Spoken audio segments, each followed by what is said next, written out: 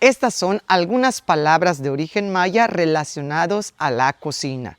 Vamos a iniciar con el banquillo, que se dice canche, canche, banquillo. Pero si queremos decir cocina o el fogón, diríamos oven, oven, fogón o cocina. Ahora, el comal se dice en la lengua maya shamach, shamach. Ahora, si queremos decir tortillero en maya, se dice lek, lek. ¿Y qué se prepara en la cocina? Pues las tortillas, ¿verdad? Y en maya se dice wah, wah. Pero si queremos hacer referencia a las tortillas hechas a mano, diríamos pakachbil wah, pakachbil wah, pakachbil wah. Tortillas hechas a mano.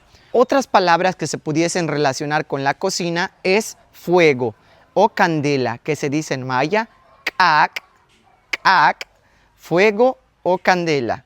Pero también podemos mencionar a la leña, que en maya se dice si, si, leña. Y por último también podemos mencionar al carbón, que se dice chuk, chuk, carbón.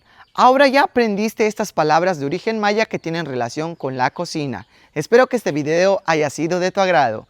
Malo, kananta. Bueno, cuídate.